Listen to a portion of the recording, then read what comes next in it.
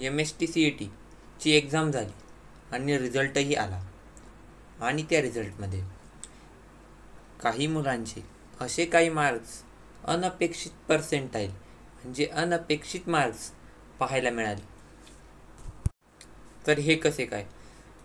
तर मित्रांनो, आपण बोलणार आहोत आज MST CET एक्झाम म्हणजे ज्यावेळेस विद्यार्थी 12वीची सायन्स पेपर म्हणजेच 12वी सायन्स जेव्हा पास होतो त्यानंतर विद्यार्थ्याला एक MST CETची एक्झाम द्यावी लागते. म्हणजेच ती म्हणजे कशासाठी द्यावी लागते?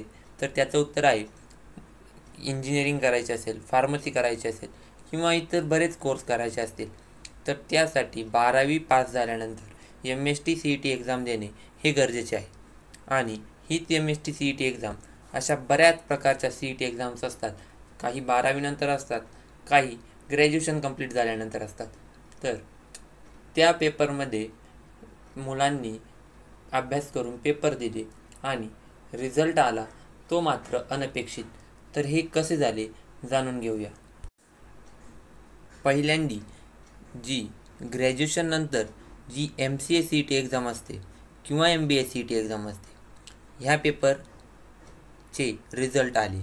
म्हणजेच MST CET जी 12वीनंतर एक्झाम असते ती एक्झाम व्हायच्या आधी MCA CET किंवा MBA CET ग्रॅज्युएशन नंतरची CET झाली होती आणि त्यांची जी आन्सर की आली होती म्हणजे रिझल्टच्या आधी मुलांना एक आपल्या मार्क्सचा अंदाज यावा, पर्सेंटाईलचा अंदाज यावा यासाठी रिझल्ट येण्याच्या आधी थोडे दिवस आधी CET सेल एक आन्सर की म्हणून एक मुलांनी काय उत्तर टिक केले आणि काय उत्तर करेक्ट आहे याचा फॉर्मॅट ते CET सेलच्या वेबसाईटवर टाकत असतात.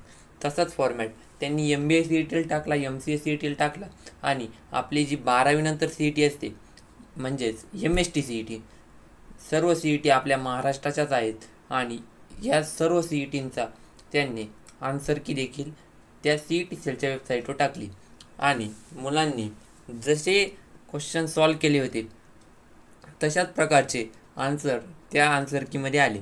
परंतु काही क्वेरी असतात, काही मुलांच्या अशा अपेक्षा असतात की त्यांनी जे आन्सर सॉल्व केले आणि CET सेलचा आन्सर यामध्ये डिफरन्स आहे आणि ते क्वेरी रेज करतात आणि असं बोलतात की आमचं आन्सर करेक्ट आहे आणि CET सेलचा आन्सर चुकीचं आहे.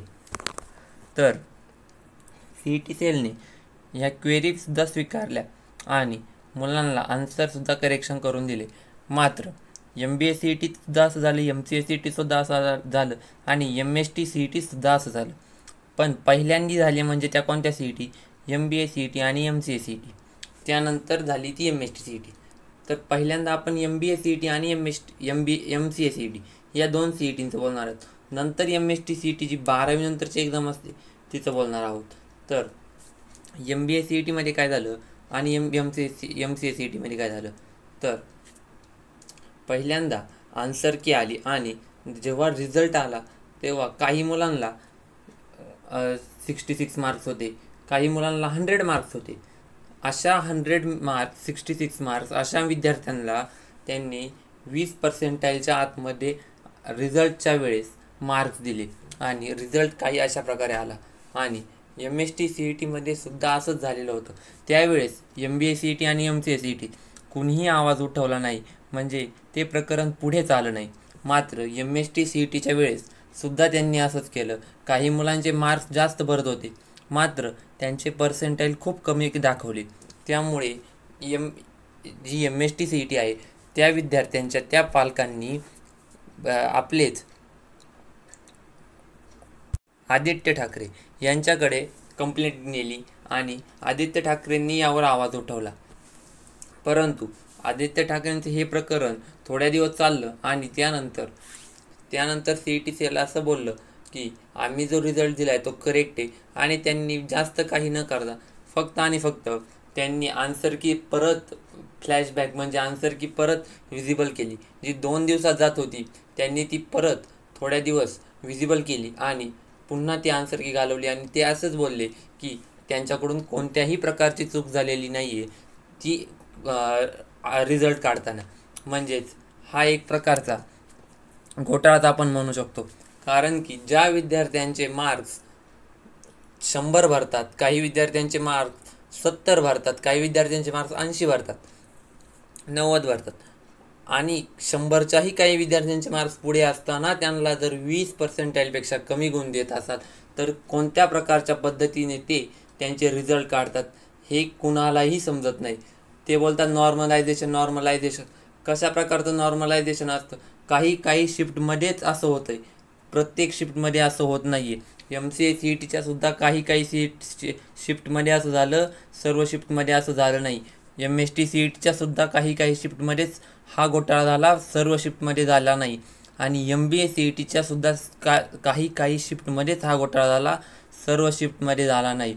तर आत्ताच मागे तुम्ही बातम्यांना ऐकत असाल NTA म्हणजे जी नीटची एक्झाम असते त्यामध्ये कशा प्रकारे घोटाळा झाला. तर एकाच सेंटरवरच्या 6 विद्यार्थ्यांना आउट ऑफ मार्क मिळाले, त्यामुळे ते प्रकरण पुढे आलं. तर आपलं MST CETचं सुद्धा अशाच प्रकारे आपल्याला एक घोटाळा म्हणता येऊ शकतो. मग घोटाळा नाही तर काय?